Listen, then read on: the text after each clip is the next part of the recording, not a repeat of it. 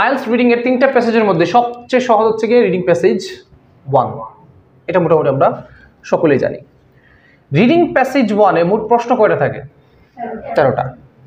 তো আমি আপনাদেরকে কাজ দিয়েছিলাম ক্যামব্রিজ 16 টেস্ট 2 এর প্যাসেজ 1 এ যে প্রশ্নগুলো আছে প্রশ্নগুলো পড়ার জন্য। তো মোটামুটি সকলে প্রশ্ন পড়েছেন। এখন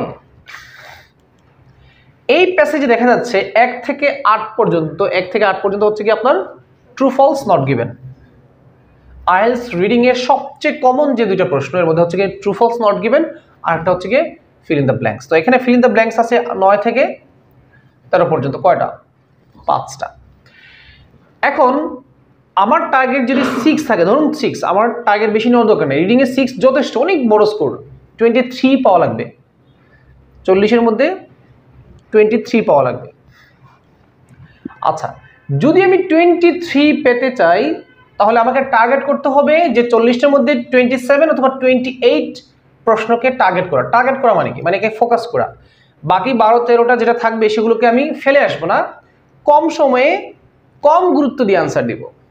এখন আমার প্রথম হাতিয়ারটা হচ্ছে কি প্যাসেজ 1। যে ব্যক্তি প্যাসেজ 1 এ ভালো করতে পারে না সে কখনো প্যাসেজ 2 এবং 3 তে ভালো করতে পারবে না। ওয়াই? কারণ প্যাসেজ 1টা কম্পারেটিভলি ইজি। তো এখানে আমার আলোচ্য বিষয় এটা যে আমি প্যাসেজ 1 থেকে সর্বোচ্চ ভালো করার সিস্টেম কোনগুলো।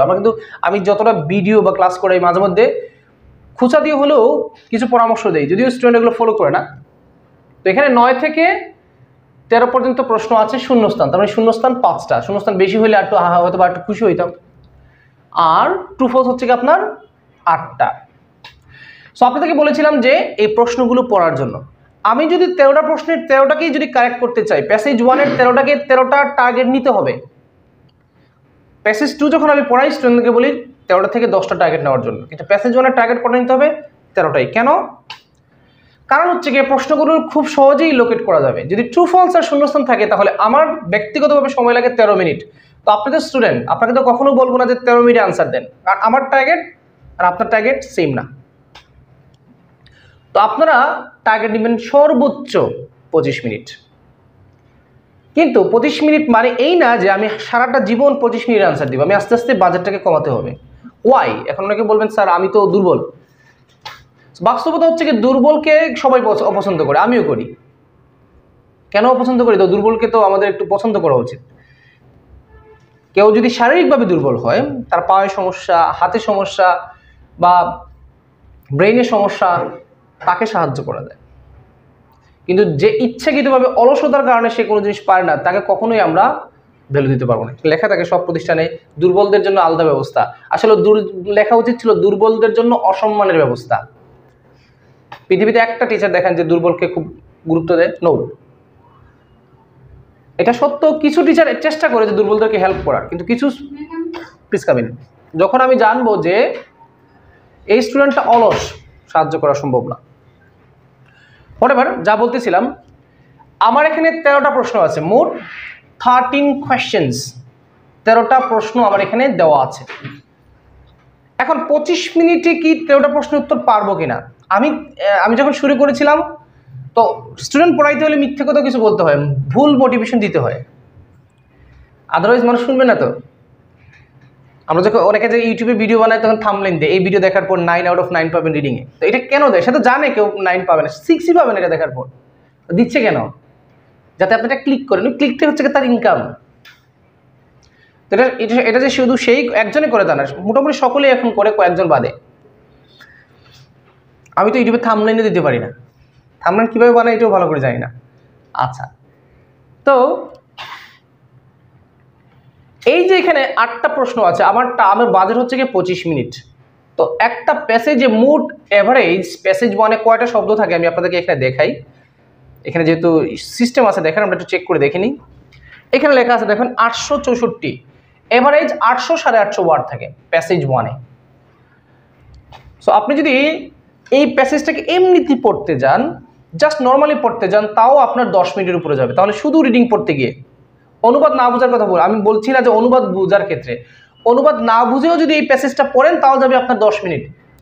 একটু এদিক সেদিক হতে পারে। কারো আরো বেশি লাগতে পারে, কারো একটু কম লাগতে পারে। এভারেজ 10 মিনিট লাগবে। তাহলে 10 মিনিট তো আমার এখানেই শেষ। অনুবাদ বুঝবো কখন আর প্রশ্ন পড়বো কখন? আর প্রশ্ন পড়লেই তো শেষ না কাহিনী। প্রশ্ন পড়ে প্রশ্ন আমাকে কি বলেছে সেটাকে লোকেট করে তারপর উত্তর বের করে জাস্টিফাই করতে হবে। এত কিছু করতে গিয়ে আমার 13টা প্রশ্নে আমার 13 মিনিট 14 মিনিট লাগে যদি প্যাসেজ বলেন ট্রু ফলস এবং শূন্যস্থান থাকে। সেক্ষেত্রে ভরসা একটা বিষয় হচ্ছে গিয়ে এই যে 864টা ওয়ার্ড আছে এই প্যাসেজে, আপনার উত্তরগুলো 864টা ওয়ার্ড পড়ে বের করতে হবে না। তো এই যেখানে 13টা প্রশ্ন আছে 13টা লাইনে, সর্বোচ্চ 13টা লাইনে উত্তর আছে। আপনার যে 13টা প্রশ্ন আছে প্যাসেজ 1-এ কয় লাইনে আছে? 13টা। তখন কিন্তু আপনার সাইকোলজিক্যাল যে একটু যে ভীতিটা ছিল এটা কমে যাবে। কেন? যে আপনার ভিতরে একটা ভরসা আসছে যে না এখানে তো 800টা ওয়ার্ড থাকলেও 800 ওয়ার্ড আমাকে পড়তে হবে না, আমি 13টা লাইন খুঁজে বের করবো। এখন এই লাইনটা খুঁজে বের করতে আপনাকে হেল্প করবে কে? কিওয়ার্ডস। কিওয়ার্ডস কারা কারা আমি একটা ভিডিওতে দিয়েছি, আর কয়েকটা ভিডিওতে বলেছি, এখন মুখ দিয়ে বলে দিই। প্রপার নাউন, কোনো ব্যক্তি বস্তুর বিশেষ নাম, কোম্পানির নাম। ধরেন একটা কোম্পানির নাম হারপিক, এটা কি? হারপিক। আপনার টয়লেট কি দিয়ে ক্লিন করেন? হারপিক। কেন হারপিক বলছেন? এটা তো হারপিক না, এটা তো টয়লেট ক্লিনার। প্রোডাক্টের নাম টয়লেট ক্লিনার, প্রোডাক্টের কোম্পানির নাম হারপিক। গোসল কি দিয়ে করেন? লাক্স না সাবান? কেন এখন লাক্স বললেন না? C the difference. এটাও একটা শিক্ষা যে প্রপার নাউন আর কমন নাউনের মধ্যে পার্থক্য। একটা প্রোডাক্টের নাম হচ্ছে কি যার সাধারণ নাম, যেটা আমরা সবাই একটা চিনি। সাবানকে পৃথিবী সবাই চিনে, কিন্তু লাক্স এক দেশে চিনবে আরেক দেশে নাও চিনতে পারে, কারণ লাক্স একটা কোম্পানির নাম। মোবিলটা কি করেন মোবিল দিয়া? আমরা গাড়ির ইঞ্জিনে দেই, এটা কিন্তু মোবিল কোম্পানির নাম। মূল প্রোডাক্টের নাম হচ্ছে কি ইঞ্জিন অয়েল, এটা একটা তেল। মোবিলের বিপক্ষে আছে 4D, ক্যাস্ট্রল, এগুলো আছে। এটা অনেক স্টুডেন্ট জানে না। সো বাস্তবিক নলেজ খুবই গুরুত্বপূর্ণ। এখন 25 মিনিটে পারবো, কারণ আমি যখন শুরু করেছি আমার 25 মিনিটে আমি পারি নাই। আস্তে আস্তে 13 মিনিট নিয়ে আসছি। এটা কিভাবে সম্ভব? বুঝলাম যে কেন আমি ফুল প্যাসেজ পড়তে যাই।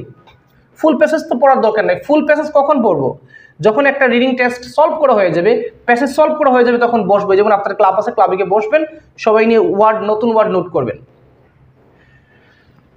এখন সর্বপ্রথম আমি যেটা করি, এখন আমি আমার অভিজ্ঞতা থেকে এই ক্লাসটা রেকর্ড রাখার মানেটা হচ্ছে আমি পার্সোনাল এক্সপিরিয়েন্স শেয়ার করা। চাইলেই ফুল রেকর্ড দিতে পারবো না, কারণ ফুল রেকর্ড করলে 1.5 ঘন্টা লাগবে, 1.5 ঘন্টা আমি আপলোড দিতে পারবো না। এখন দেখেন, প্রথমে এই যে 8টা প্রশ্ন আছে এখানে, ট্রু ফলস সিরিয়াল মেনটেন করে কি করে না? করে। শূন্যস্থান সিরিয়াল মেনটেন করে কি করে না? করে না। তার মানে আবার কিছু প্রশ্ন আছে যেগুলো সিরিয়াল মেনটেন করে না, যেমন লিস্ট অফ হেডিং, তারপর হচ্ছে কি আপনার information matching, name matching, sentence ending, এগুলো কখনো সিরিয়াল মেনটেন করে না। এই জন্য এগুলো একটু কঠিন। কেন? এগুলোকে পেতে হলে আমাকে অপশনগুলো সব পড়তে হবে একসাথে। কিন্তু যেহেতু ট্রু ফলস সিরিয়াল মেনটেন করে, তাহলে আমি ট্রু ফলস একসাথে কয়টা পড়বো? একটা। এক প্রশ্ন পড়বো, এক প্রশ্ন উত্তরকে বের করব। তবে কনফিউশন থেকে দূর হওয়ার জন্য 2টা পড়াটা উত্তম। কেন? ধরুন আপনি 1 নম্বর প্রশ্ন পড়ছেন, 1 নম্বর প্রশ্ন উত্তরটা নট গিভেন। নট গিভেন মানে কি? যেটা প্যাসেজে নাই। এখন এটাকে আপনি খুঁজেই পাচ্ছেন না। এখন এটাকে খুঁজে না পাওয়ার কারণে আপনি পড়তে 8 নম্বর প্রশ্ন পর্যন্ত আপনি অতিক্রম করে চলে গেছেন। এটা লস প্রজেক্ট হতে পারে। এই জন্য এটা থেকে বাঁচার জন্য আপনাকে হেল্প করবে কারা জানেন? 4 নম্বর, আপনার বই 4 নম্বর প্রশ্ন দেখেন, লেখা আছে the long man of Wilmington. এখন আপনি বলবেন স্যার 1, 2, 3 বাদ দিয়ে আপনি 4-এ চলে গেছেন কেন?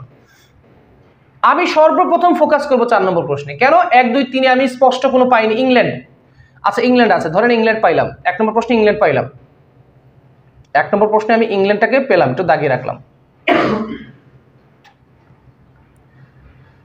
এই কালারটা ভালো না, কালারটা চেঞ্জ করি, হলুদ কালারটা দেখি, সাদার সাথে এটাই খাটে। আচ্ছা, এটা 1 নম্বর প্রশ্নে ইংল্যান্ডটা দাগাইলাম। 4 নম্বর প্রশ্নে দেখেন কি লেখা আছে, লং ম্যান অফ উইলমিংটন। এখন আমি আপনাদেরকে একটা জিনিস দেখাই। এই ক্লাসগুলো হচ্ছে কি সতর্কতামূলক ক্লাস, যে মিস্টেকগুলো সাধারণত স্টুডেন্টরা করে, কারণ আমি তো স্টুডেন্ট ছিলাম, তো আমার একটা আইডিয়া আছে যে মিস্টেক স্টুডেন্টরা কি করতে পারে। লং শব্দের অর্থ কি? দীর্ঘ। ম্যান শব্দের অর্থ কি? বেটাইন। আর উইলমিংটন অর্থ আমরা জানি না। কিন্তু একটা জিনিস খেয়াল করে দেখেন, লং অর্থ দীর্ঘ নয়, ম্যান অর্থ পুরুষ নয়। কেন? কারণ লংটা এল বড় হাতের, এমটা বড় হাতের, সুতরাং এম এন ম্যান মতো মানে পুরুষ না, এটা একটা কোনো জায়গার নাম বা কোনো একটা বিশেষ নাম। এম এন ম্যান হতো যদি, তাহলে তো এমটা ছোট মানে পুরুষ যদি বুঝাইতো, তাহলে কি কোন অক্ষরে থাকতো? ছোট মানে যেটাকে আমরা বলি স্মল লেটার বা লোয়ার কেস থাকতো এখানে, তার মানে এটা কোনো একটা জায়গার নাম বা কোনো একটা বিশেষ বস্তুর নাম, যেটা প্যাসেজে হুবহু পাওয়া যাবে। তো আমি কি করি, আমি এই ধরনের মাঝখান থেকে আগে প্রশ্নটা বের করি। 4 নম্বর প্রশ্নের লোকেশন পাওয়ার মানে কি, মানে হচ্ছে গিয়ে 1 2 3 তার উপরে আছে, আর 5 6 7 8 তার নিচে আছে। এটা করার কারণে আপনার সময়টা, যে সময়টা লাগার কথা, সময়টা একটু বেঁচে যাবে। স্টুডেন্ট মনে করে স্যার এরকম করতে গেলে সময় যাবে, আরে বাবা আমি তো এটা পরীক্ষার হলে প্রথমবার অ্যাপ্লাই করবো, আমি তো বাসায় এর আগে অ্যাপ্লাই করেছি, পার্সিয়াল টেস্টে অ্যাপ্লাই করেছি, মক টেস্টে অ্যাপ্লাই করেছি, তখন তো আমার অভিজ্ঞতা হয়েছে। আর পরীক্ষা তো আমি 3-4 ক্লাস করে, অনেকে ভিডিও বানায় যে আমার স্টুডেন্ট 9 ক্লাস করে 6 পেয়েছে, আমাদের এক স্যার এরকম করতো। তো আমার একটা প্রশ্ন আসে, যে স্টুডেন্টের 36-এর মধ্যে 9 ক্লাস করে 6 পেয়েছে, তার মানে বোঝা গেল আপনার ক্লাসের তার দরকারই লাগে নাই। স্যার বুঝতে চাচ্ছেন মাত্র 9 ক্লাস করে সে 6 পাইছে, তা আমি তো উল্টা বুঝছি যে স্টুডেন্টের 9 ক্লাস করে 36 ক্লাসের কভার দিয়ে দিছে, তার মানে স্যারের সব ক্লাস তার দরকার লাগে নাই, তার মানে তার নিজের যোগ্যতা পাইছে, এটা প্রমাণিত। কিন্তু স্যারে বুঝাইতে উল্টা বুঝাইছে। এটা কি সম্ভব যে 36 ক্লাসের মধ্যে 9 ক্লাস করে 6 পাওয়া? বাকি ক্লাস তো সে করেই নাই, তাহলে ওই ক্লাসের কন্টেন্টগুলো সে কিভাবে বুঝলো অন্য জায়গায় থেকে? তার মানে স্যারের কোনো দরকার নেই। সো ভুয়া কথায় কান দেওয়া, আমি এইগুলোর বিরুদ্ধে সবসময়, কারণ আমি এই ক্ষেত্রে আমি লিবারেল, এইটা আমি কোনো সময় প্রশ্রয় দিই না, আগেও দিই না, এখনো দিব না। সো আমি 4 নম্বর প্রশ্নের লোকেশনটা প্যাসেজ থেকে যদি বের করে নিয়ে আসি, তাহলে বোঝা যাবে আমার প্রত্যেকটা প্রশ্নে কিন্তু কিওয়ার্ড দরকার নেই। প্রত্যেক প্রশ্নে কিওয়ার্ড দরকার আছে, আপনাকে প্রত্যেক প্রশ্নে কখনোই কিওয়ার্ড দিবে না। 4 নম্বরে কিওয়ার্ডটা ইম্পর্টেন্ট। এখন আপনি বলতে পারেন স্যার আপনি চয়েস করে, মানে আপনার নিজের পছন্দ মতো একটা প্যাসেজ নিয়ে আসছেন। আমরা কিন্তু গতদিন প্যাসেজ 1 পড়েছিলাম টেস্ট 1 থেকে, তো স্বাভাবিক আজকের প্যাসেজ 1টা পড়বো টেস্ট 2 থেকে। তো আমি সিলেক্ট করে আনি নাই, তবে হ্যাঁ এই প্যাসেজটা সহজ, স্বীকার করতে হবে। ইউটিউবের ক্লাস সহজ কেন লাগে বলেন তো? ইউটিউবের ক্লাসগুলো সহজ কেন লাগে? এলানি জায়গাত ইউটিউবের ক্লাসগুলো খুব সবসময় ফার্স্ট ক্লাস থাকে, কারণ ইচ্ছে করে স্যারে পাবলিকলি এমন কোনো কঠিন ক্লাস দিবে না যেটা বোঝানো কঠিন। কঠিন ক্লাস দেখলেই তো স্টুডেন্ট দূর স্যারে বুঝাইতে পারে না, আসলে কিন্তু স্যার বুঝাইতে পারে, কিন্তু কঠিন ক্লাস কঠিনভাবেই বোঝাতে হয়। আপনি কোরআন শরীফ পড়তে পারেন নর্মাল, এটা হচ্ছে গিয়ে আল্লাহ সবাইকে একটু এই সুযোগটা করে দিয়েছেন, যদি একটু প্র্যাকটিস করে কোনো হুজুরে পড়ে পারবেন, কিন্তু এটা ডিপলি আপনি রিসার্চ করা এত সহজ না। সেক্ষেত্রে আপনাকে অনেক কিছু জানতে হবে, আর ভুল রিসার্চ করলে, ভুল কথা বললে পাবলিকের পিঠা খাবে। তো জিনিসটা হচ্ছে গিয়ে কঠিন জিনিস নিয়ে আলোচনা করতে হলে ওই মেন্টালিটি লাগে, সব জিনিস সবাই বুঝতে হতো না, বুঝবে না। এমসিকিউ সবচেয়ে কঠিন। আপনি এমসিকিউর ভিডিও দেখেন, হেই এমসিকিউ তো সহজ, আরে এমসিকিউ সহজ না, যে প্রশ্নটা সহজ ছিল ওইটা নিয়ে স্যার আলোচনা করছেন। কিন্তু প্রাইভেট ক্লাসে যান, কারো ঘুম ধরে, কারো ভালো লাগে না, স্যার আজকে আমাদেরকে মাফ করে দিন, এরকম। দ্য ফ্যাক্ট ইজ, এই জন্যই আমরা বলি যে সহজ ক্লাসকে সহজে বোঝানো যায়, কঠিন ক্লাসকে কঠিনভাবেই বোঝাতে হবে। এটা আপনি মানেন বা না মানেন, দুনিয়ার কিছু আসা যায় না। সো গেল এইদিকে। এখন একটা প্যাসেজের প্রথমে যে 1 নম্বর প্রশ্নের উত্তর দিবে, আমি এটার সাথে একমত না। আমি প্রথমে এই 4 নম্বর প্রশ্নের উত্তর দিই, আর যদি 4 নম্বর নাও দিই, অন্তত আমি লং ম্যান অফ উইলমিংটনটা দাগাই আসবো প্যাসেজ থেকে গিয়ে। তো একটু পরে আমি আপনাদেরকে কাজ দিব, বাকিগুলো আমি রেখে দিলাম। চলুন আমরা এখানে যাইতে শূন্যস্থানে। শূন্যস্থানে আপনি দেখেন 9 নম্বর প্রশ্নের উপর লেখা আছে 2.5 কিলোমিটার আছে না, 2.5 কিলোমিটার। এটাকে তো খুঁজে বের করা যাবে। যেখানে আপনি 2.5 কিলোমিটারটা পেয়ে যাবেন, মনে করবেন সেখান থেকে আপনার 9 নম্বর প্রশ্ন। আপনাদেরকে আমি এখন কাজ দিলাম, 2.5 কিলোমিটার কোথায় আছে দাগান প্যাসেজ থেকে, পেয়েছেন তো? আচ্ছা, যারা আগে পেয়ে গেছেন গুড, যারা পাননি এখন খুঁজে নেন। নেক্সট পেজে আছে, নেক্সট পেজের প্রথম প্যারাগ্রাফের দিকে আছে। এখন দেখেন আপনার মানসিক প্রেশারটা একটু কমবে। আপনার উত্তর সঠিক হয় কি হয়নি এটা তো আপনি আগে থেকে জানেন না। পরীক্ষা হলে কিছু স্টুডেন্ট খুব প্যানিকড হয়ে যায়, কেন আমার উত্তরটা তো ভুল হয় না। সে জানলো কিভাবে উত্তরটা ভুল হয়নি? তার মানে তার পরীক্ষা, মানে সে আগে থেকে প্রিপারেশন যে নিয়েছিল, প্রিপারেশন দুর্বল ছিল। শর্টকাট যে সিলেবাস, সে শর্ট সিলেবাসের দিকে এগিয়েছে। ইউটিউবে আছে, দেখবেন ইউটিউবে সার্চ দিলে অনেকে শর্টকাট সিলেবাস দেয়। তো আগামী 28 তারিখের যে কি কি আসবে পরীক্ষায়, সেটাও কিন্তু সিলেবাস দিছে। আমি একটা ইয়ে দেখে আমি স্ক্রিনশট তুলে রাখছি। এটা কেন দিল সে? কারণ কিছু পাগলা স্টুডেন্ট, কিছু গর্ধব স্টুডেন্টের টিচারদের কাছে এটা আস্ক করে, তো সে চিন্তা করলো সত্য হোক মিথ্যা হোক কিছু ভিউ তো পাওয়া যাবে। আইএলস এ যদি সাজেশন, আইএলস হচ্ছে একটা, জানেন, এটা একটা নিরপেক্ষ পরীক্ষা। নিরপেক্ষ কেন বললাম? যে প্রশ্ন বানায়, একজনের প্রশ্ন বানায়, এখানে একটা পুরো একটা রিসার্চ টিম আছে।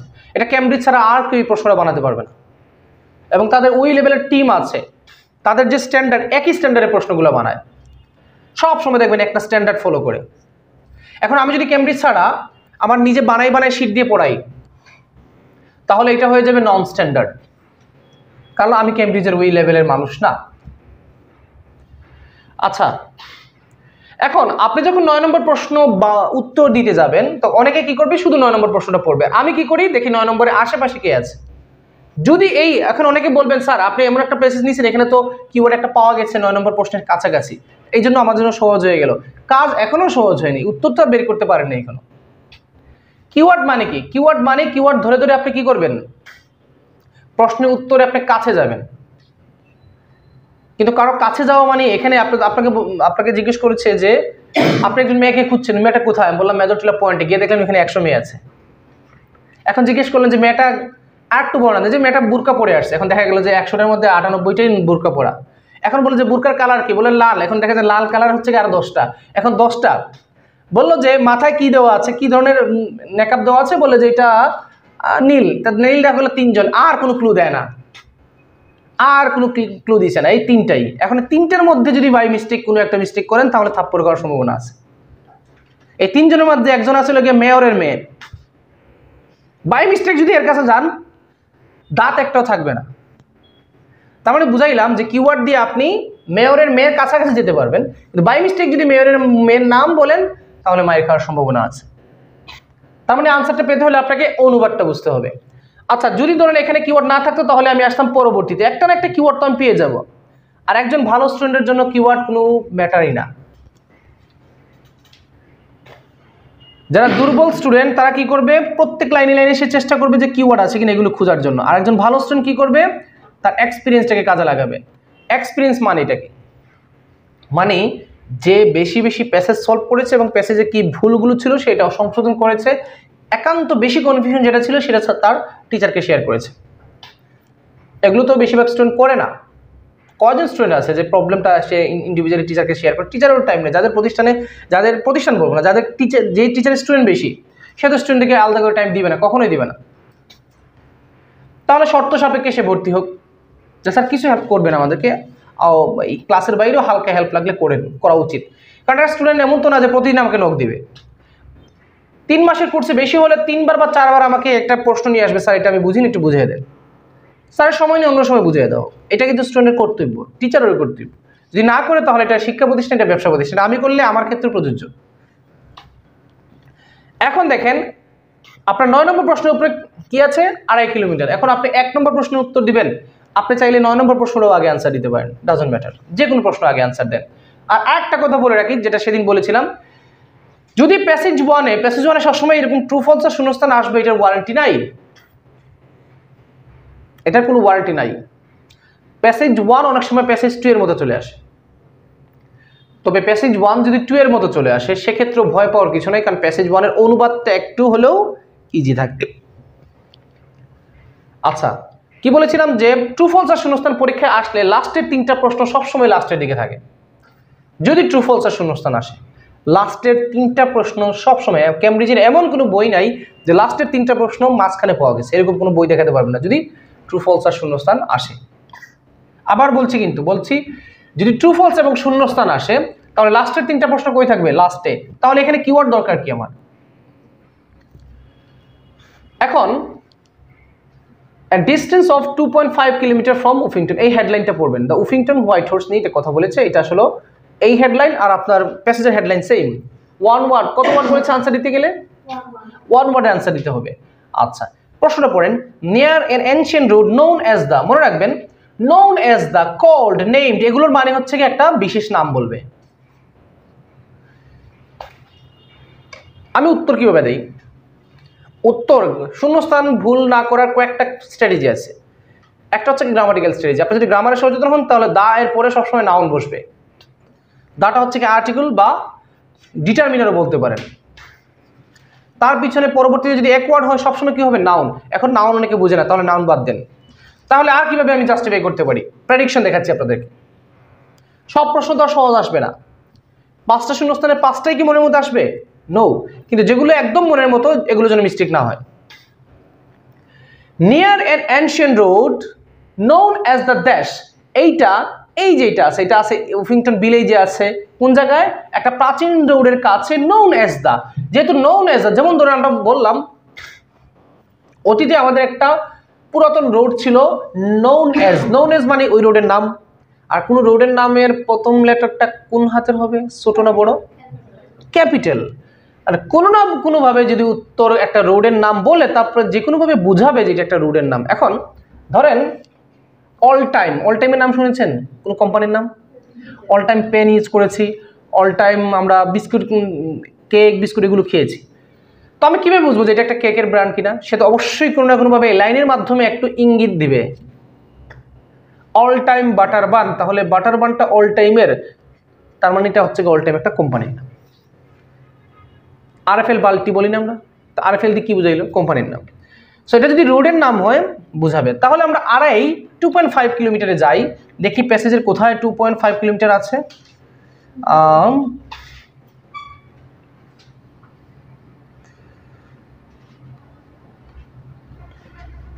2.5 কিলোমিটার, 2.5 কিলোমিটার, 2.5 কিলোমিটার কোথায় যেন এখানে দেখলাম, এই যে 2.5 কিলোমিটার, এই যে 2.5 কিলোমিটার। আচ্ছা, এখন আরেকটা জিনিস সতর্ক করে দিই, সবসময় যে লাইনে কিওয়ার্ড আছে ওই লাইনে যে উত্তর থাকে বিষয়টা এরকম না। আশেপাশের আগের লাইন পরের লাইনের সাথে সম্পর্ক থাকতে পারে। আচ্ছা, এখন আপনাদের প্রশ্ন যেটা ছিল, আমি প্রশ্নটাকে 2 ভাগ করে দেই। আপনাদের তো বই আছে সবার সামনে, জাস্ট নেক্সটে যারা দেখবেন তাদের সুবিধার্থে এটা আমি করে রাখলাম। এখানে আমাকে বলেছে এই যে ভিলেজটা, প্রথমে দেখেন এই ভিলেজটা পাওয়া গেছে কিনা, ভিলেজটা পাওয়া গেছে কিনা দেখেন, উফিংটন ভিলেজ পাওয়া গেছে কিনা। ওই যে উফিংটন ভিলেজ, এই লাইনে উফিংটন ভিলেজটা আছে, তার মানে বোঝা যাচ্ছে যে এই লাইনের ভিতরে আমাদের আনসার আছে। কারণ আপনার 9 নম্বর প্রশ্নের উপরের লাইন হচ্ছে কি এই লাইন, এই লাইনটাই এখানে পেয়ে গেছেন, তার মানে অবশ্যই এই লাইনের ভিতরে আনসার আছে। বলেন আনসারটা কি হতে পারে? পড়েন তো, পড়ে দেখেন, আপনারা নিজে দেখেন, আমি পড়ি। The horse is situated 2.5 kilometer from Uffington village on a steep close to the late Bronze Age, যেটাকে বলা হচ্ছে 7th century BC, hill fort of Uffington Castle, and below the ridgeway a long distance Neolithic track. কি হতে পারে answer? এখানে অনেক কিছুই আছে, এখানে দেওয়ার মতো, আনসার দেওয়ার মতো অনেক কিছু আছে। আর শূন্যস্থানের ক্ষেত্রে আরেকটা জিনিস মনে রাখবেন, এটাকে রেকর্ড রাখছি কেন? কারণ সবসময় গুরুত্বপূর্ণ কথা সব ক্লাসে বলি না, যখন মনে হয় তখন বলি, এই জন্য রেকর্ড রাখি যাতে নেক্সট টাইম রেফারেন্স হিসেবে এটা থেকে যায়। কি যেন বলতেছিলাম? আনসার ঠিক আছে, একটা কি যেন বলতেছিলাম,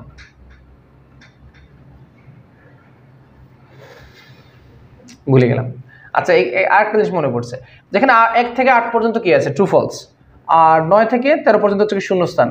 এখন একটা প্রশ্ন স্টুডেন্টের সময় প্রায় সময় জিজ্ঞেস করে যে স্যার 1 থেকে 8 শেষ হওয়ার পরে 9 পর্যন্ত, এরপরে 9 থেকে শুরু হবে কিনা, কি মনে করেন?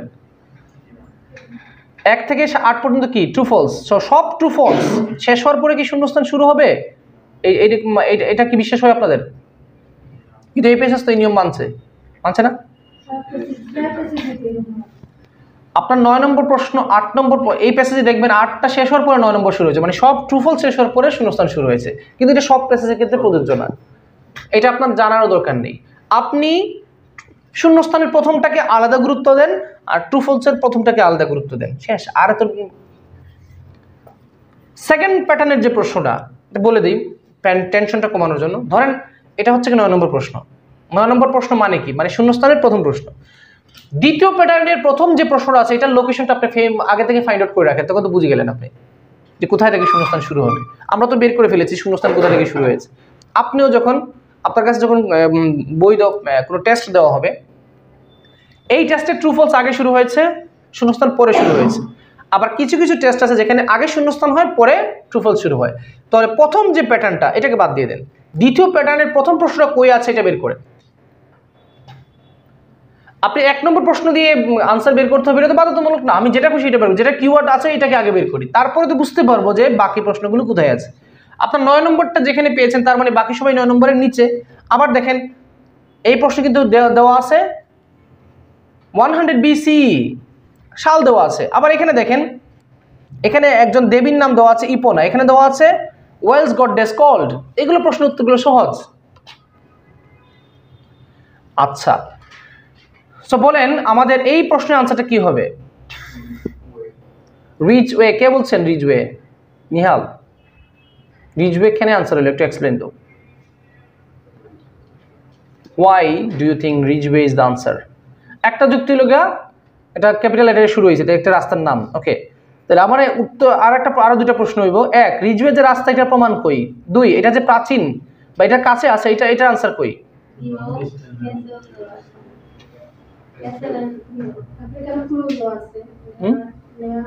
আচ্ছা, এই রিজওয়ে যে একটা রাস্তা এটার প্রমাণ কোথায় দেওয়া আছে? Long distance, Neolithic track. Track শব্দের অর্থ কি? Audio track. আর কি? রাস্তা। এখানে বলেছে বিলো দ্য রিজওয়ে। এখন আপনি বলবেন স্যার এটা এনশিয়েন্ট কোথায় লেখা? এই যে 7 সেঞ্চুরি বিসি, খ্রিস্টপূর্ব 7 কত বছর?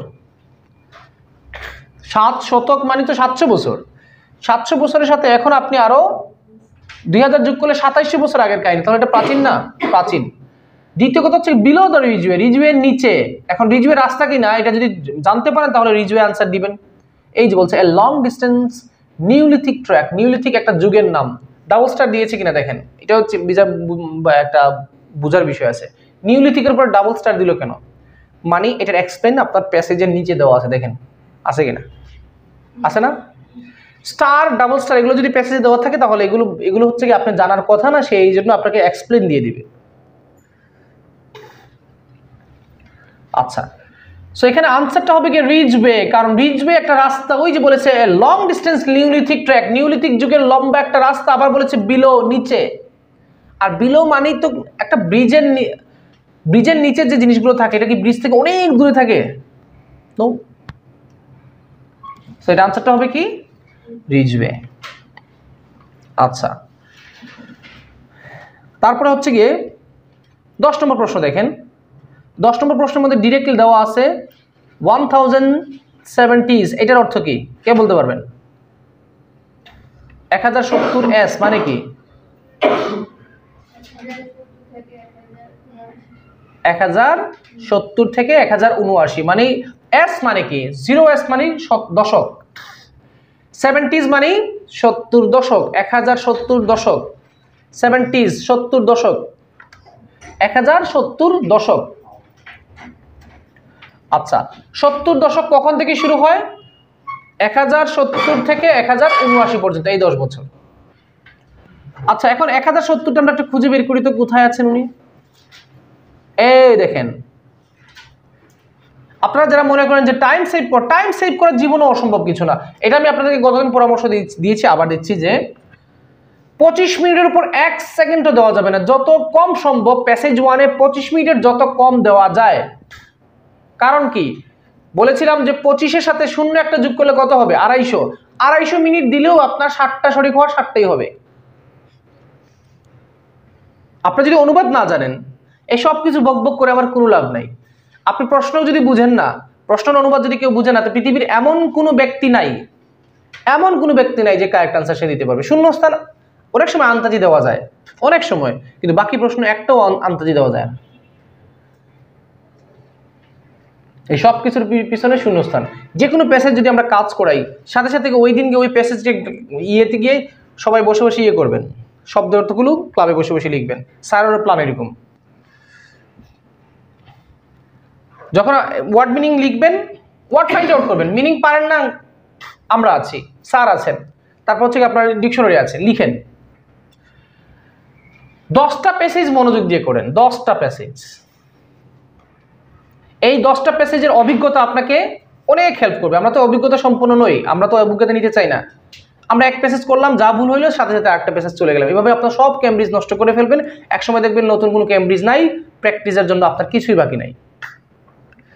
তখন আপনি বাজার থেকে নন মেজর যে বইগুলো আনবেন, নন স্ট্যান্ডার্ড, ওগুলো দিয়ে প্র্যাকটিস করবেন, ক্যামব্রিজের কোনো টেস্ট পাবেন না। ক্যামব্রিজ বইটি হচ্ছে কি আসল, অথেন্টিক এবং ফাইনাল পরীক্ষায় এরকমই প্রশ্ন আসে। আচ্ছা, যেটা বলতেছিলাম, শূন্যস্থানে মিস্টেক কমাতে হবে এই কারণে, কারণ শূন্যস্থানে কমন সেন্স খাটানো যায়। একটু আগে বলেছিলাম যে প্রশ্নে 9 নম্বর প্রশ্নের আনসারটা হবে একটা রোডের নাম, প্লাস এটা হচ্ছে কি প্রাচীন, প্লাস এটা হচ্ছে কি নিকটে।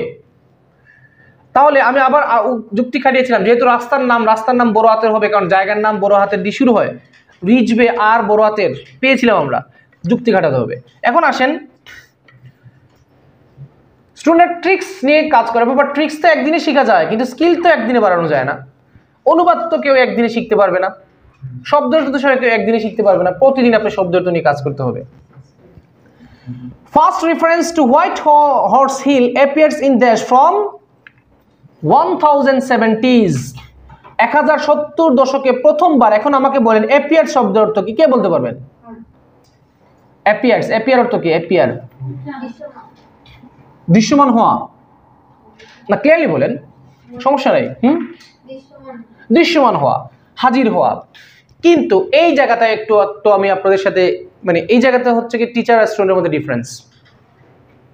অ্যাপিয়ার শব্দের অর্থ উপস্থিত হওয়া, হাজির হওয়া, দৃশ্যমান হওয়া, কিন্তু অ্যাপিয়ার শব্দের আরো কিছু মিনিং আছে। এর মধ্যে অন্যতম একটা মিনিং হচ্ছে কি মনে হওয়া। মনে রাখবেন, অ্যাপিয়ার্স মানে মনে হওয়া। এখন কেন মনে হওয়া এখানে হচ্ছে? হাজির হওয়ার মনে হওয়া কি এক জিনিস না। ইট অ্যাপিয়ার্স টু মি মানে কি, এটা আমার কাছে এমন ভাবে হাজির হয়েছে, মনে হয়েছে এরকম। দেখেন আপনার প্রশ্নটা যদি বুঝেন না, 10 নম্বর প্রশ্ন দেখেন, 10 নম্বর প্রশ্ন কি লেখছে, আপনাদের সামনে বই আছে, বই দেখতে পারেন। First reference to white horse hill appears in dash from 1070s। প্রশ্ন বুঝলে উত্তর সবাই পারবে, যে প্রথমবার এই হোয়াইট হর্স হিল এর নামটা কোথায়, কোন জায়গায় উল্লেখ করা হয়েছিল। অ্যাপিয়ার্স মানে এখানে হাজির হওয়াই, ঠিক আছে, উল্লেখ করা। রেফারেন্স শব্দের অর্থ কি? রেফারেন্স মানে প্রমাণ। First reference to white Horse Hills appears in dash from the, কি বলেছে, 1070s। তাহলে প্রথমে দেখেন 1070s প্যাসেজে পাওয়া গেছে কিনা বলেন, প্যাসেজে পেয়েছেন? আচ্ছা, এখন দেখেন আপনারা একটু রিডিং পড়ে দেখেন প্যাসেজে কোথায় তার নামটা প্রথমবার ব্যবহার করা হয়েছিল, ফার্স্ট, প্রথমবার। এটা সবাই পারবেন। কি আনসার? কে বলেছেন? কি আনসার দিয়েছেন বলেন। যে আনসারটা দিবেন আপনার নিজেকে নিজে একটা যুক্তি দিন, নিজেকে একটা কুযুক্তি হইলেও দিন যে এটা এই কুযুক্তির কারণে এটা আনসার। যুক্তি না দিতে পারলে কুযুক্তি অন্তত দেন। The earliest evidence of horse at Uffington is from the 1070 CE when white horse is mentioned in documents. স্পষ্ট বলে দিচ্ছে এটার নাম কোথায় মেনশন করা হয়েছে, ডকুমেন্টসে।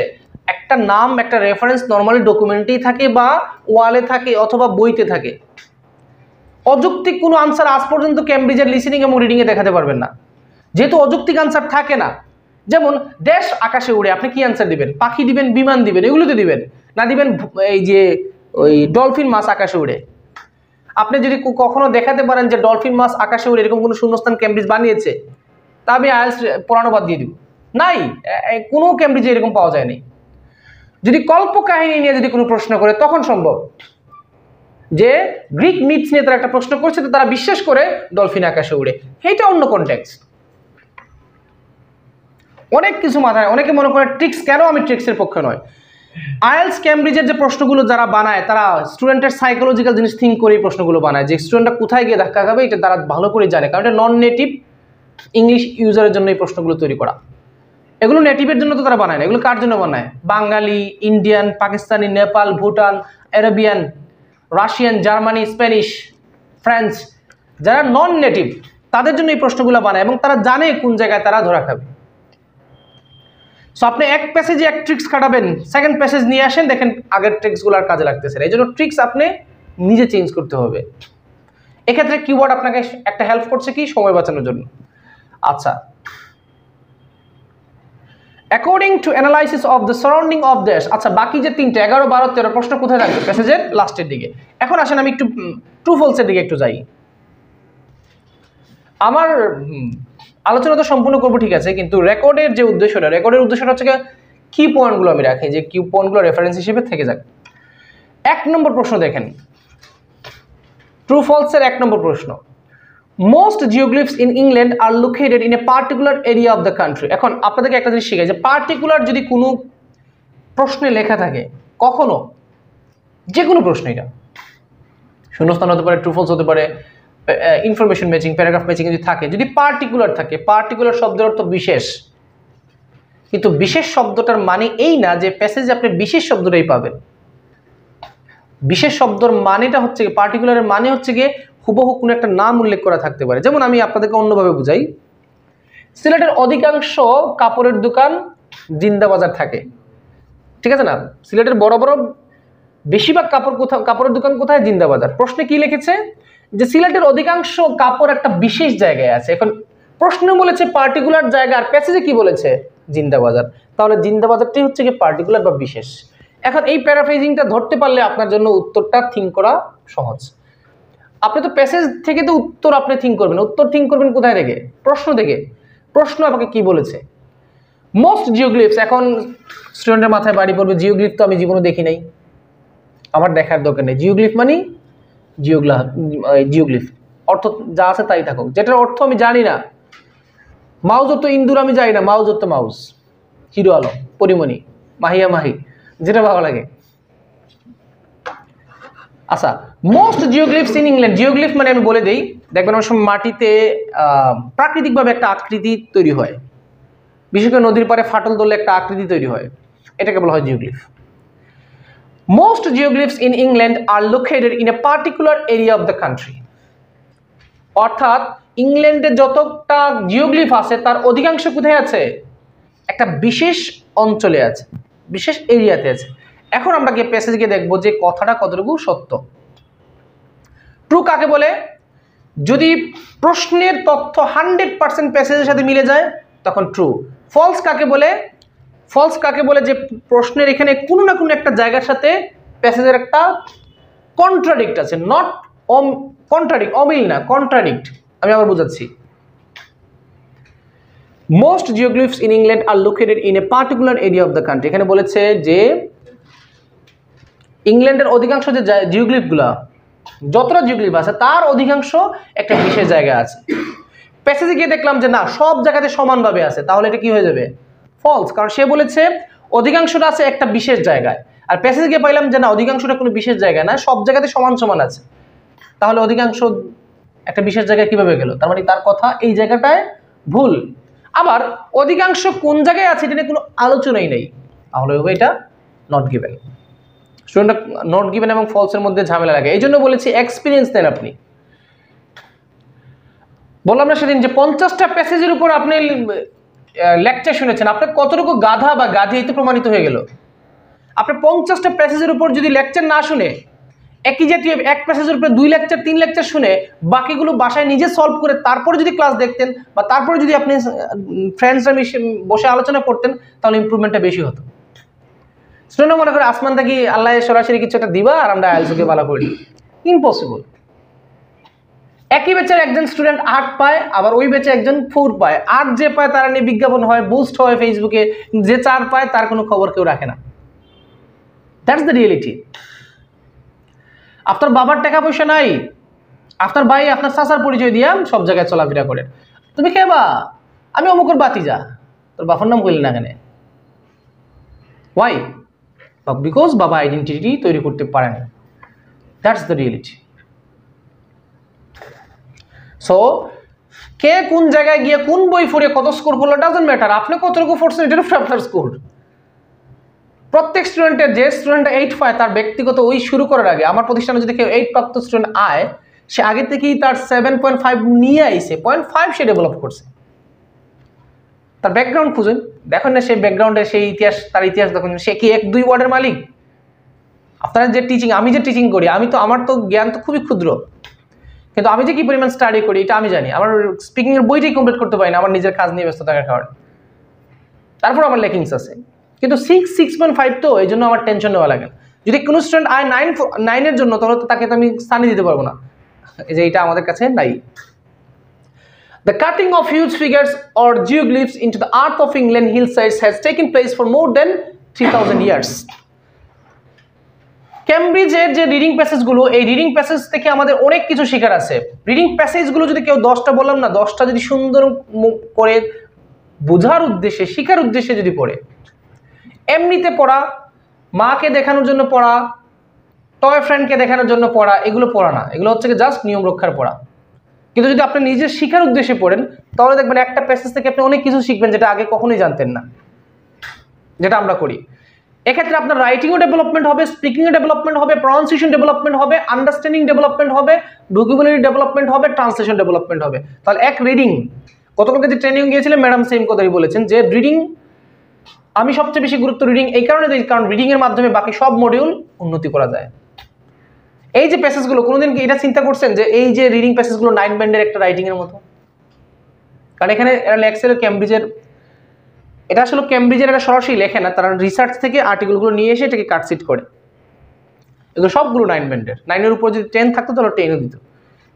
না কোনো গ্রামাটিক্যাল মিস্টেক আছে, না কোনো স্পেলিং মিস্টেক আছে, না কোনো জায়গায় একটু দেখতে বিরক্ত লাগে এরকম না, সব নতুন নতুন লাইন। আচ্ছা, the cutting of figure, huge figures or geoglyphs. দেখেন জিওগ্লিফস কাকে বলে দিয়েছে, হিউজ ফিগার, বড় বড় যে কাটিং, কাটিং মানে কি টুকরো, পেপার থেকে অনেকে পেপার কাটিং করে না, পেপারের টুকরো। যেমন আপনার ছবি প্রকাশিত হয়েছে যে আপনি চুরিতে ধরা খেয়েছেন, এখন আপনি আপনার নিজের ছবিটা কেটে স্মৃতি হিসেবে রেখে দিয়েছেন যে আমি একসময় তো চুরি করেছি, ধরা খেয়েছি। জি না, আপনি রাখতেন। আপনি যদি আওয়ামী লীগ হন তাহলে বিএনপি রাখবো আপনার ছবি, আর যদি বিএনপি হন তাহলে আওয়ামী লীগে রাখবো। Into the earth of English hillsides has taken place, taken place মানে কি ঘটেছে, take place মানে ঘটা, take place ঘটা, for more than 3000 years, অর্থাৎ ইংল্যান্ডের যে পাহাড়ের আশেপাশে, হিল সাইড, হিল অর্থ পাহাড়, সাইড মানে আশেপাশে, পাহাড়ের আশেপাশে এই যে এত বড় বড় জিওগ্লিফ, এগুলো 3000 বছর ধরে ঘটছে। একটা লাইন অনুবাদ করতে গিয়ে আপনি পুরো লাইনের অনুবাদ করার দরকার নেই, সামারি বুঝলে হবে, এই লাইনে তো আবার কোনো উত্তর নাই। There are 56 hill figures scattered around England with the vast majority of the chalk downlands of counties, southern counties. এই লাইনে আমাদের প্রশ্নের উত্তর আছে। এখন আমি আছে কেন বললাম, আমার অভিজ্ঞতা বেশি, প্লাস এই প্যাসেজটা আমার পড়া আছে, আমি উত্তরও জানি। তাহলে টিচারদের টিচিং করা সহজ কেন? উত্তর আগে থেকে জানে, স্টুডেন্টের জন্য ডিফিকাল্ট এই জায়গায়। এখানে ইংল্যান্ড বলেছে, এই পুরো চ্যাপ্টারটাই ইংল্যান্ড নিয়ে, পুরো চ্যাপ্টারটাই ইংল্যান্ড, কারণ এই যে হোয়াইট হর্স উফিংটন, এটা নিয়ে ইংল্যান্ডের একটা ঐতিহাসিক একটা স্থাপনা নিয়ে, প্রাকৃতিক স্থাপনা। There are 56 hill figures scattered around England, সারা ইংল্যান্ডে ছড়িয়ে, স্ক্যাটার্ড মানে কি ছড়িয়ে ছিটিয়ে আছে, ছড়িয়ে ছিটিয়ে অর্থ আমি জানি না, স্ক্যাটার অর্থ জানি না, বাদ দিলাম, কিন্তু পরবর্তীতে প্যাসেজ শেষ হওয়ার পরে যেন আপনাকে জানতে হবে। আপনি এই প্যাসেজটা পড়তে গিয়ে আপনি জানেন না, এখন আপনি পড়লেন জিওগ্লিফ অর্থ আপনি জানেন না, আপনি স্ক্যাটার অর্থ জানেন না, ভাস্ট মেজরিটি অর্থ জানেন না, থ্যাংক ইউ, বেঁচে গেছেন আপনি। কিন্তু প্যাসেজটা শেষ করার পর আপনি যখন আবার বসবেন এটাকে নিয়ে, তখন যেন আপনি শিখে নিয়ে, আপনি এভাবে 10টা করেন, এই 10টা থেকে বাকি যে এই যে নলেজটা আপনার অর্জন হবে, বাকি 10টা থেকে মানে অন্যান্য প্যাসেজগুলোতে আপনি অনেক হেল্প পাবেন। কিছু কিছু ওয়ার্ড বারবার রিপিট হয় না? এমন তো হয়েছে যে একটা প্যাসেজ যা পেয়েছিলাম ওইটা আবার পেয়েছি। আমার কথা হলো প্রথমবার আপনি দেখেছেন, শিখেন নাই, দ্বিতীয়বার এখন আবার পেয়েছেন, এখন তো আপনার লজ্জা হওয়া উচিত। মোট কয়টা আছে? 56টা, ছড়িয়ে ছিটিয়ে ইংল্যান্ডে আছে। আর অধিকাংশ দেখেন, বাস্ট মেজরিটি মানে অধিকাংশ, মেজরিটি মানে অধিকাংশ, বাস্ট মেজরিটি মানে বিশাল অংশ। অন দ্য চক ডাউনল্যান্ডস, এখন ডাউনল্যান্ডস অর্থ আসলে পুরোপুরি আমিও বুঝি না। ডাউনল্যান্ড মানে নিম্নভূমি হতে পারে, ডাউনল্যান্ডস নিম্নভূমি, আরো কোনো মিনিং থাকতে পারে। চক মানে ওই যে বৌড়িতে সারা লেখতো চক, ওই চকই, এটা কিন্তু আসলে চকটা এক ধরনের মাটি, ওই যে চকটা সাদা চক, এটা কিন্তু এক ধরনের মাটি, খড়ি মাটি বলে, বাংলায় বলে খড়ি মাটি। Chalk downlands of the counties, southern counties, county মানে অঞ্চল, সাউদার্ন মানে দক্ষিণ। তাহলে এই লাইনের অর্থ দাঁড়াইলো ইংল্যান্ডে 56টা হিল ফিগার আছে, এর মধ্যে অধিকাংশগুলো কোথায় আছে? তাহলে আপনার 1 নম্বর প্রশ্নটা কি হবে? ট্রু, কারণ এক্সাক্ট জায়গার নামটা, পার্টিকুলার জায়গার নামটাও বলে দিয়েছে। আপনার প্রশ্ন বলেছে যে ইংল্যান্ডে যতটা জিওগ্লিফ আছে তার অধিকাংশ কোথায় আছে? পার্টিকুলার একটা এরিয়াতে আছে। কিন্তু প্রশ্নের মধ্যে পার্টিকুলার বললো, প্যাসেজে কি বলেছে? জায়গার নাম উল্লেখ করে দিয়েছে। সো এটা মাথায় রাখবেন, যতবার কোনো প্রশ্নে পার্টিকুলার বলবে, সার্টেইন বলবে, সার্টেইন পার্টিকুলার শব্দের অর্থ সেম। তখন সে কি করবে, প্যাসেজের মধ্যে এটাকে নাম আকারে পাবেন। আদারওয়াইজ তো আপনি পার্টিকুলার খুঁজতে খুঁজতে আপনি প্যাসেজের লাস্ট মাথা পর্যন্ত চলে যাবেন, কিন্তু এটা পাবেন না। 2 নম্বর প্রশ্নে কিন্তু একটা প্রাণীর নাম দেওয়া আছে, সুতরাং এটাও কিন্তু স্পষ্ট কিওয়ার্ড। এই দেখেন, আমি ইচ্ছা করে এটাকে স্কিপ করেছি। 2 নম্বর প্রশ্নে হর্স আছে কিনা দেখেন তো, আছে। এখন প্রশ্ন বোঝেন, যখন আপনাদেরকে বলেছিলাম প্রশ্ন পড়ার জন্য, আমি বিশ্বাস করি যে 13টা প্রশ্নের অনুবাদ বুঝেছে এরকম স্টুডেন্ট এখানে একজনও নাই, যদি আগে না পড়ে থাকে। ফ্রেশ প্রথমবারের মতো 13টা প্রশ্ন পড়ে যদি 13টাই বুঝে ফেলেন, তাহলে আপনার পক্ষে 13টা কারেক্ট আনসার দেওয়ার সম্ভাবনা আছে, তার মানে আপনি কিছুটা পারেন। There are more geoglyphs in the shape of horse than any other creature. Creature শব্দ তো জীব, আল্লাহর সৃষ্টি যে কোনো জিনিসকে ক্রিয়েচার বলা হয়। সেটা জীব হতে পারে, জড় হতে পারে, জড় আর কি, প্রাণী হতে পারে। There are more geoglyphs in the shape of a horse, মানে এই যে জিওগ্লিফগুলোর আকৃতি, বেশিরভাগ আকৃতি কিসের মতো, হর্সের মতো, দেন মানে তুলনা করেছে এনি আদার ক্রিয়েচার। এখানে একটা ভুল ধারণা আপনাদেরকে আমি ভেঙে দেই। অনেক টিচার বলেন দেন লাগানো কোনো প্রশ্নের উত্তর নট গিভেন হয়, এটা মাঝে মধ্যে সত্য, এই ক্ষেত্রে আমিও একমত, কিন্তু সব সময় সত্য এটা আমি মানি না। এমনও অসংখ্য, এটা আমি ভিডিও পর্যন্ত বানিয়েছি, ক্লাসও করিয়েছি, যে ট্রু ফলসে যদি দেন লাগানো থাকে, এটা কখন আমি নট গিভেন দিব জানেন, যখন আমার হাতে সময় নেই এবং প্যাসেজ 3-তে হলে। প্যাসেজ 1-এ কখনোই আন্তাজি দেন দিব না, দেন থাকলে নট গিভেন দিব না। ধরুন আমরা জ্বর উঠলে, সর্দি হলে নর্মাল ওষুধ গিয়ে ফার্মেসি থেকে কিনে এনে খাই, কিন্তু এখন একজন ডক্টর সে জ্বর উঠলেই সে রোগ দিয়ে দেয় না। কারণ কি? কারণ ইতিহাসে অনেক রেকর্ড, বর্তমান সময় অনেক রেকর্ড আছে, আমাদের শরীরে যে রোগ আছে, একটা রোগ ধরি কিন্তু আরেকটা রোগ আছে কিনা সেটা যাচাই করি না। দেখবেন আপনি যদি কোনো চিকিৎসকের কাছে যান, তখন আপনাকে অনেক কিছু প্রশ্ন করে, আপনার বয়স কত, আপনার ডায়াবেটিস আছে কিনা, তারপর প্রেশার আছে কিনা, এই প্রবলেম আগে হয়েছিল জিজ্ঞেস করে না। কেন জিজ্ঞেস করে? কারণ আপনার যদি রেকর্ডস না জানে, তাহলে ইতিহাস না জানে, হিস্ট্রি বলে দেয় এটাকে, হিস্ট্রি না জানলে আপনাকে ওষুধ দিলে এই ওষুধটার সাইড ইফেক্ট হতে পারে। আর আমরা আন্দোলন নামে জ্বর উঠেছে, এই টেস্ট সেই টেস্ট, মরলেও তো তার বিরুদ্ধে যায়নি আপনারা। বিনা টেস্টে ওষুধ দিলে যদি অসুবিধা হয়, তাহলে ভুল চিকিৎসা দিয়েছে, এই জন্য তার বিরুদ্ধে আপনি আন্দোলন করবেন, তার চেম্বার ভাঙচুর করবেন। আবার টেস্ট বেশি দিলেই সমস্যা, কোন ডাক্তারের কাছে যাবেন? আরেক ডাক্তারের কাছে, সেও তো কয়েকটা টেস্ট দিবে আপনি। যাই হোক, সো কি মানে কোন প্রেক্ষিতে কইছিলাম ভুলে গেছি। দেন, এই যে দেন, যখন প্যাসেজ 3-তে যাব আমি, প্যাসেজ 3-তে আমার সময় কম, আমার প্যাসেজ 3 কঠিন, তখন নট গিভেন দিয়ে দিব। কিন্তু প্যাসেজ 1-2-তে আন্তাজি নট গিভেন দিব না, আমি যাচাই করব। এখানে বলেছে যতটা জিওগ্লিফ আছে বেশিরভাগ কিসের মতো, হর্সের মতো, অন্যগুলোর চেয়ে হর্সের মতো বেশি। এখন প্রশ্নের তুলনা করেছে। এখন একটা জিনিস মুখস্থ মাথায় রাখবেন, যদি প্রশ্নে কখনো তুলনা করে, সিরিয়াল মেনটেন করে, প্রশ্নের মধ্যে যদি সিরিয়াল উল্লেখ করে, যেমন সে প্রথম, সে দ্বিতীয়, তৃতীয়, এরকম যদি কোনো কিছু প্রশ্নে উল্লেখ থাকে আর প্যাসেজে যদি স্পষ্ট এরকম ইন্ডিকেশন না থাকে, তাহলে নট গিভেন। এখন দেখেন, the figures include giants, horses, crosses and regimental badges. এগুলো অর্থ যদি আপনি নাও জানেন, কিছু আসে যায় না। জায়ান্ট তো ধরেন, জায়ান্ট আপনার লাইফে বারবার এই ওয়ার্ডটা কাজে লাগবে না, কিন্তু কিছু কিছু ওয়ার্ড আছে, যেমন মেজরিটি ওয়ার্ডটা আপনার প্রায় সময় লাগবে, এটা আপনার শিখতে হবে। জায়ান্ট তো দৈত্য, হর্সেস ঘোড়া, ক্রসেস চিহ্ন, এরকম ক্রস চিহ্ন, রেজিমেন্টাল বেজ আর্মি বেজ। বলতেছে এই ফিগারগুলো কোন কোন সাইজের আছে, হর্স আছে, জায়ান্ট আছে, ক্রস আছে, রেজিমেন্টাল বেজ আছে। Although the majority of these geoglyphs date within the last 300 years or so, there are 1 or 2 that are much older.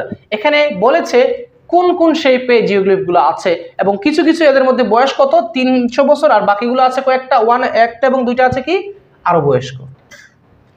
এখন আমাকে বলেন, কোন আকৃতির জিওগ্লিফ বেশি পেয়েছেন? বলেন, ট্রু ফলস নট গিভেন কি হতে পারে? এখন পর্যন্ত প্রত্যেকটা আনসার কিন্তু নট গিভেন। 1 নম্বর কি দিয়েছি আমরা? ট্রু। বাকি 7টা প্রশ্ন এখন পর্যন্ত কি কোন অবস্থায় আছে? Not given. কারণ কি? এখনো পাইনি। পরবর্তীতে দেখবো এটা ট্রু না ফলস। যেহেতু এখনো যায়নি তার কাছে, এখনো তার কাছে তাকে আমি পাইনি, সুতরাং সে নট গিভেন। আচ্ছা, সো আমরা এখন 3 নম্বর প্রশ্নে যাই। A recent dating of the Uffington white horse indicates that people were mistaken about its age. দেখেন, এখানে কোথাও কিন্তু কোনো স্পষ্ট কিওয়ার্ড নাই, কিন্তু আমার কাছে আছে। বললাম না আমি আপনাদেরকে এক্সপিরিয়েন্স একটু এগিয়ে। আমার কাছে ডেটিং অফ উফিংটন এটাও একটা কিওয়ার্ড, রিসেন্ট শব্দটা আমার কাছে কিওয়ার্ড, কারণ আমি জানি রিসেন্ট ওয়ার্ডটা কখনোই সে করতে পারবে না, স্কিপ করতে পারবে না। এখন রিসেন্টের সিনোনিম তো আপনি নাও জানতে পারেন, এই জন্য আপনি কি খুঁজতেছেন সবসময়, যে কোনো প্রপার নাউন আছে কিনা, কোনো সাল আছে কিনা, সংখ্যা আছে কিনা, ডেট দেওয়া আছে কিনা, ইনভার্টেড কমা দেওয়া আছে কিনা, ইটালিক ওয়ার্ড দেওয়া আছে কিনা, বোল্ড অক্ষর দেওয়া আছে কিনা, এগুলোই কিন্তু কিওয়ার্ড। দুর্বলটাই 100% কিওয়ার্ড নির্ভর, কিন্তু কিওয়ার্ড তো 40টা প্রশ্নের মধ্যে বেশি হলে আপনি 10টা প্রশ্ন পাবেন, 10টা দেও না, 8টা 9টা থাকে, 7টা। লিস্ট অফ হেডিংস তো একটাও কিওয়ার্ড নাই, লিস্ট অফ হেডিংসে একটা কিওয়ার্ড পাবেন না আপনি, তখন কি করবেন? সো কিওয়ার্ড থেকে বেরিয়ে আসতে হলে আপনাকে মানে আন্ডারস্ট্যান্ডিং বৃদ্ধি করতে হবে। বলতেছে a recent dating of Uffington White Horse indicate that people were mistaken about its age. আমরা অনুবাদ করি, ইদানিংকালে একটা ডেটিং, এখন ডেটিং অর্থ তো আপনি জানেন যে ছেলে মেয়ে যেখানে গিয়ে আড্ডা মারে সেটা হচ্ছে কি ডেটিং। ডেট শব্দের কয়টা মিনিং জানেন? ইংলিশটা কোথায় ডিফিকাল্ট হইলো?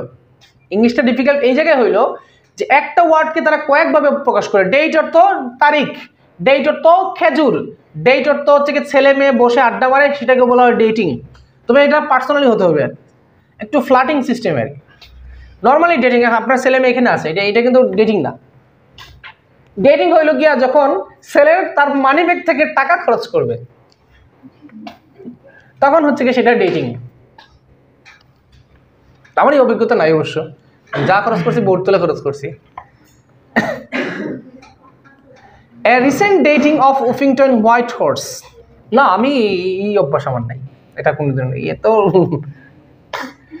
এ রিসেন্ট ডেটিং অফ উফিংটন, এবং এটা আমি সবসময় ডিমোটিভেট করি, এটা আলটিমেটলি লস প্রজেক্ট।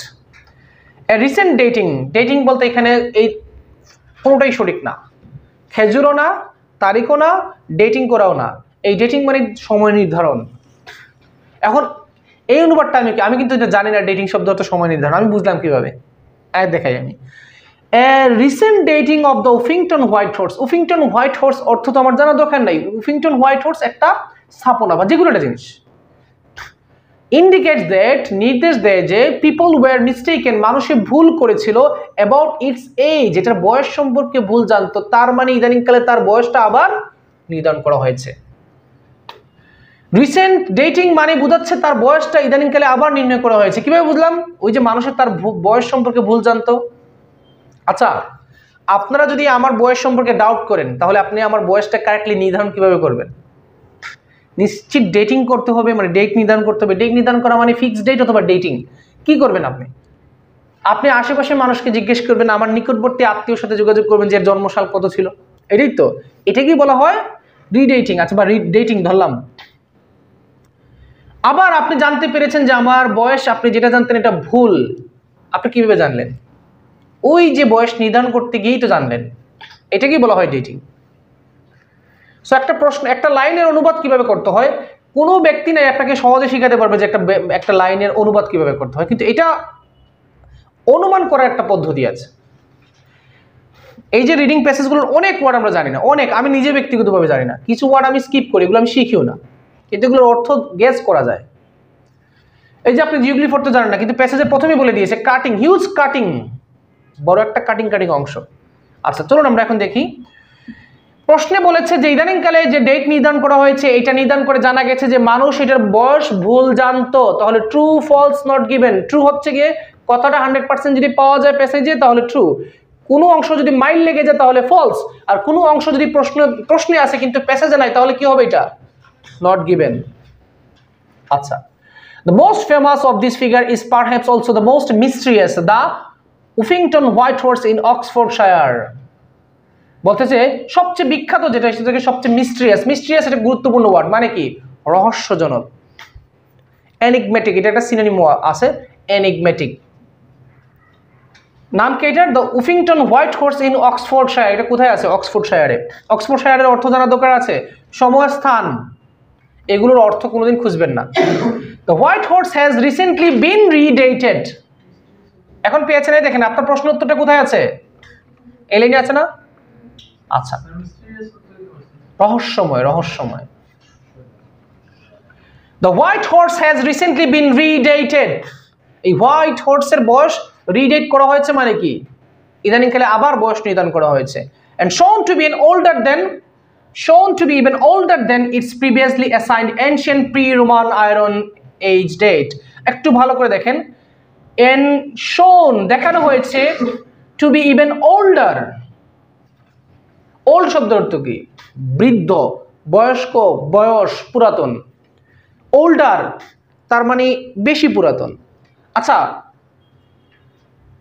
আমি যদি বলি হি ইজ ওল্ডার, তাহলে ওল্ডার কেন বললাম? ওল্ড তো বলতে পারতাম, ওল্ডার বলেছি নিশ্চিত তুলনা করেছি।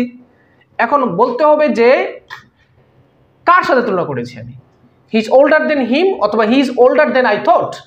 আমি যা ভেবেছি তার থেকে সে বয়স্ক অথবা তার থেকে সে বয়স্ক, তার মানে আমার অনুমানটা ভুল ছিল। এখানে কি বলতেছে দেখেন, The white horse has recently been redated and shown to be even older than previously assigned. এর আগে যে জমাটা মানে যেটা জমা দেওয়া হয়েছিল সেটা থেকেও বয়স্ক, assigned ancient pre-Roman Iron Age date. এখন প্রি-রোমান আয়রন এজ যেগুলো বুঝি না আমরা, আমিও তো বুঝি না। স্টার দেওয়া আছে, দেখেন আয়রন এজের পাশে কি দেওয়া আছে? স্টার দেওয়া আছে। আয়রন এজ অর্থ আমার জানার দরকারটাকে, সে স্টার দেখ বা না দেখ আমি খুঁজবই না। আয়রন এজ একটা যুগের নাম, বিভিন্ন যুগ আছে না, মধ্যযুগ, প্রাচীন যুগ, এই যুগগুলোকে বলা এজ লাগানো থাকে। আপনি এই লাইন পরে কি মনে করেছেন? আগের মানুষ তার বয়স বেশি জানতো না বর্তমানে বেশি পাওয়া গেছে তার বয়স? পরে কি মনে হইলো আপনার? আগে কম ছিল, কারণ এখন বলতেছে কি ইভেন ওল্ডার, মানে এখন বয়স বেশি, তার মানে আগের মানুষ সঠিক করেছিল না ভুল করেছিল? এখন আবার উত্তরটা ডাইরেক্ট দিয়েন না, আমি এই জায়গাতে আমার ফোকাসটা করতে যাচ্ছি যে উত্তর আমি দিব না, আবার থিঙ্ক করি। The white horse has recently been redated and shown to be even older than its previously assigned ancient pre-Roman Iron Age date. ওই সময়ে যে ডেটটা নির্ধারণ করা হয়েছিল তার থেকেও এখন বেশি পাওয়া গেছে, তারপরে আগের ডেটটা আমরা কি জানতাম, সঠিক না ভুল? এইটাই হচ্ছে গিয়ে অ্যানালাইসিস। আপনার প্যাসেজ 1 গুরুত্বপূর্ণ, আমাদের আলোচনাটাই সম্পূর্ণ প্যাসেজ 1 নিয়ে। আমি যদি বলি একদিনের রিডিং সব পড়িয়ে ফেলবো, সম্ভব না। প্যাসেজ 1-এ আমার প্রশ্ন একটা ভুল হইতে হলে অন্তত আমাকে লাথি দিয়ে সে ভুল করতে হবে। কেন ভুলটা হবে? আচ্ছা, তার মানে আগের মানুষের যে ডেটটা জানতো সেটা ভুল জানতো। আচ্ছা, কিভাবে বুঝলাম? এখানে ডাইরেক্ট কিন্তু বলেনি যে আগের মানুষ ভুল জানতো। তাহলে আমি কিভাবে বুঝলাম উত্তরটা ট্রু? কারণ এখনকার সময় যে রিডিট করা হয়েছে সেটা থেকে পাওয়া গেছে যে তাকে আয়রন এই যে ডেটটা নির্ধারণ করা হয়েছিল তার থেকে সে বয়স্ক, তার মানে আগেরটা ভুল ছিল, মানুষ ভুল জানতো, এটা প্রমাণিত হয়ে গেছে। এটাকে বলা হয় প্যারাফ্রেজিং। প্যারাফ্রেজিং মানে কি? প্যারাফ্রেজিং মানে প্রশ্নে যে লাইনটা দেওয়া আছে প্যাসেজে ওই লাইনটা পাবেন, তবে হুবহু ট্রান্সলেশন মিলবে না, মূল কথা সেম। কেউ বলছে আই এম হাংরি, কেউ বলছে আই নিড ফুড, কেউ বলছে I did not it for long time, কেউ বলছে আই এম স্টার্ভিং। সব কথার অর্থ সেম। গিভ মি ফুড কখন বলবেন? যখন আপনার পেট ফুল। এখন কি বলবেন আমাকে খাবার দেন? না। তো আপনি বলছেন গিভ মি ফুড, তার মানে আপনার খাবার দরকার, তার মানে আপনি হাংরি। আপনি বলছেন আই এম হাংরি, তার মানে আপনার খাবার লাগবে। আপনি বলছেন আই ডিড নট ইট, তার মানে আপনার খাবার লাগবে। অথবা বলছেন I have been fasting since morning, সকাল থেকে আমি রোজা রাখছি, তার মানে আপনার খাবার দরকার, আপনি হাংরি। প্রত্যেকটা কথার অর্থ সেম। এই প্যারাফ্রেজিং ধরার জন্য প্র্যাকটিস করতে হবে। গ্রুপ এই যে স্টুডেন্ট আপনারা মানে কম, তো আমাদের তো স্টুডেন্ট সংখ্যা প্রতি বেঁচে তো অল্প, তো আপনি যে এখানে বসবেন 5 মিনিট বসলে যেন 5টা মিনিট কার্যকর হয়। আপনার 2 ঘন্টা সময় আমাদের এখানে দেওয়া, 2 ঘন্টায় যে বসতে হবে এরকম না। ফিরসা বকলে আধা ঘন্টা বয়া আর নর্মাল পাবলিক 300 মিনিট বয়ার সমান। সব ফিরের কথা কই না, ভালো ফির যারা। ফির শব্দটা আসলে খারাপ না, আমরা কেউ খারাপ বানাইছে, কেউ এটার বেশি ভালো বানাই ফেলাইছে। যেমন আলিম শব্দ শুনলে অনেকে মনে করে আলিম শব্দের অর্থই তো জ্ঞানী মানুষ, জ্ঞানী, যে কোনো বিষয়ে জ্ঞান থাকতে পারে, যদিও আমরা ইসলামিক অর্থে দেখি চিন্তা করি এটা। আচ্ছা, 4 নম্বর প্রশ্ন, historians have come to an agreement about the origins of the long man of Wilmington. প্রশ্ন বোঝাটা জরুরি, এটা হচ্ছে কি first condition. Historians have come to an agreement. Come to an agreement মানে কি? একমত হওয়া। এগ্রিমেন্ট মানে চুক্তি, এখানে কিন্তু কোনো চুক্তি না। Come to an agreement, come to মানে আসা না, উপনীত হওয়া। Historians have come to an agreement about the origins, শব্দের অর্থ উৎপত্তি, খুব গুরুত্বপূর্ণ একটা word. Origins of the long men of Wilmington. প্রশ্নটা যদি বুঝতে পারেন, প্রশ্নটাকে যদি একটু থিঙ্ক করতে পারেন যে আসলে প্রশ্নটি কি বোঝানো হয়েছে, তখন প্যাসেজে গিয়ে আপনি সহজেই কনফিউশন দূর করতে পারবেন। এখানে ট্রু হবে কখন? যখন দেখবেন যে এটা নিয়ে সবাই একমত, তখন এটা ট্রু। আর যদি গিয়ে দেখেন না তাদের মধ্যে একটা মতের মিল নাই, অমিল আছে, তখন এটা হবে ফলস। আর মতের মিল আছে কি নাই সেটা নিয়ে কোনো আলোচনা নাই, বা উৎপত্তি বা অরিজিন নিয়ে আলোচনা নাই, তখন হয়ে যাবে এটা নট গিভেন। 3 নম্বর কেন নট গিভেন হয়েছিল? কারণ কোনো তুলনা প্যাসেজে করে নাই। তাহলে প্রশ্ন তুলনা পাইলো কোথায় থেকে? বানায় দিছে, এই জন্য এটা নট গিভেন। 4 নম্বর প্রশ্নের অনুবাদ আবার দেখেন। Historians have come to an agreement, ঐতিহাসিকগণ একসাথে মিলিত হয়েছে বা একমত হয়েছে about the origins of the long man of Wilmington. Long man of Wilmington নামে যে স্থাপনাটা আছে এটার উৎপত্তি নিয়ে সবাই একমত। আচ্ছা, এই দেখেন কি লেখছে, more controversial is the date of the enigmatic long man of Wilmington in Sussex. More controversial, controversial শব্দের অর্থ কি? বিতর্কিত। বিতর্কিত মানে যেটার সাথে বিতর্ক জড়িত, মানে যেটার সাথে মানুষ একমত না। আচ্ছা, এনিগম্যাটিক, এনিগম্যাটিক মানে মিস্টেরিয়াস, রহস্যময়, enigmatic. While many others historians are convinced the figure is prehistoric, others believe that it was the work of an artistic monk from a nearby priory and was created between the 11th and 15th century. আমি আপনাদেরকে এখন দেখাই কোনো অনুবাদ ছাড়া এখানে উত্তর দেওয়া সম্ভব। এই লাইনের এই প্রশ্নের উত্তর কোনো অনুবাদ ছাড়া। কেন? একদল বলছে এইটা, আরেকদল বলছে ওইটা, তার মানে তাদের মধ্যে মত আছে কি নাই? কিভাবে বুঝলাম? While many historians, অনেক ঐতিহাসিকগণ এইটা, আবার বলছে আদার্স বিলিভ।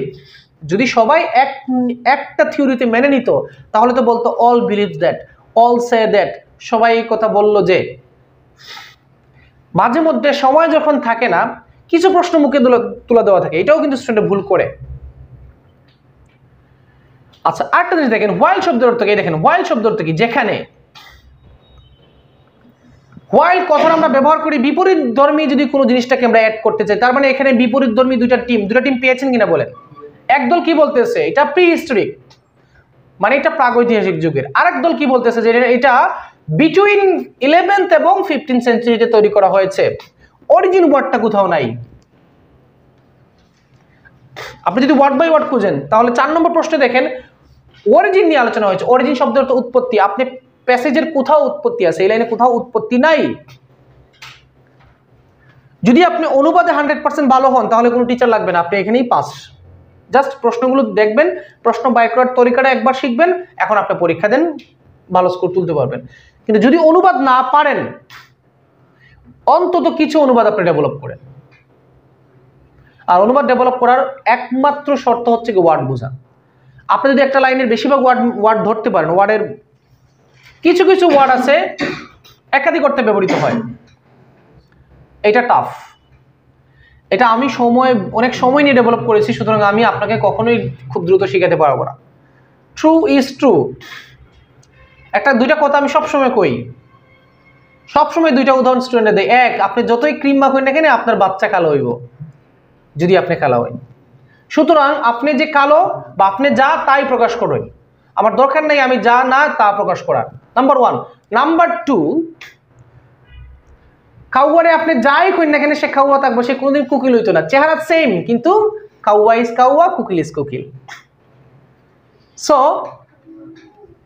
সত্য কেউ পছন্দ না করলেও আমরা সত্য বলা উচিত, কারণ এই সত্যটা আজকে হেল্প না করলেও একদিন হেল্প করব। আমার চামড়ার চেহারার রং অনেক চেঞ্জ হয়েছে।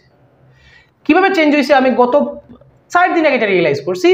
আমার পাওয়ার যখন খাল যার তখন বুঝছি যে খাল ফুটতে ফুটতে চেহারা একটু সাদা হয়েছে। No cream, never. 2010 সালে সর্বশেষ আমি ক্রিম লাগাইছি, এটা আমার মনে আছে। আমার ওয়াইফ আমার জোর করে ক্রিম লাগাইতে পারে। হ্যান্ডসাম, দেখুন আপনি যদি আমার চেহারা খুব বেশি সাদা হয় আর if you don't like me then I can't force you to like me.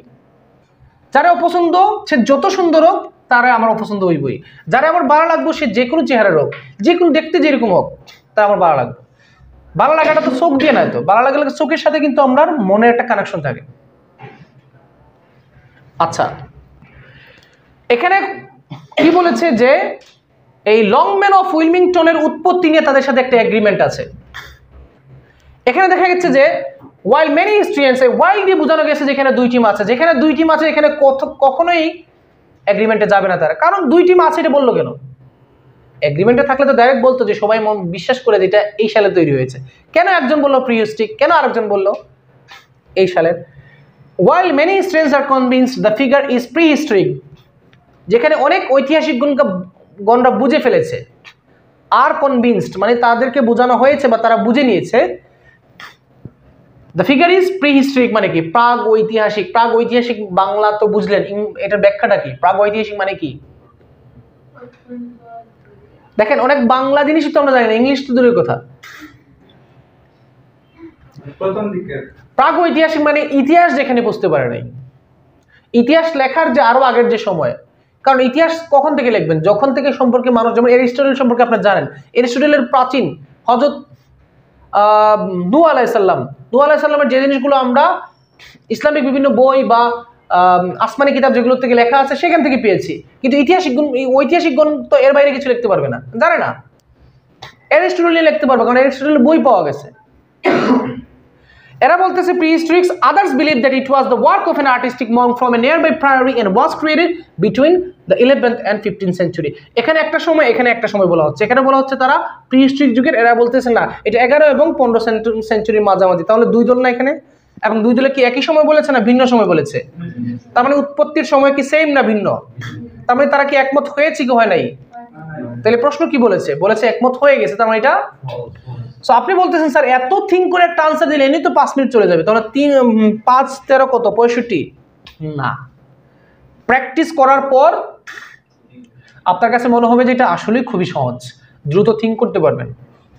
But don't হারি, কিছু উন্নতি কখনো দ্রুত হয় না। যেটা বলেছিলাম একটু আগে, ক্রিম আর কাউয়ার উদাহরণ, এটা মনে রাখবেন।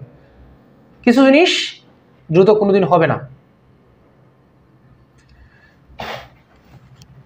সো রেকর্ডটা আমি এখানে অফ করে দিচ্ছি, কারণ রেকর্ড বেশি লম্বা হয়ে যাবে। আপনাদের সাথে আমার আলোচনা আছে, কিন্তু রেকর্ড এখানে আমার রেকর্ডটা একটু অফ করে দেবো।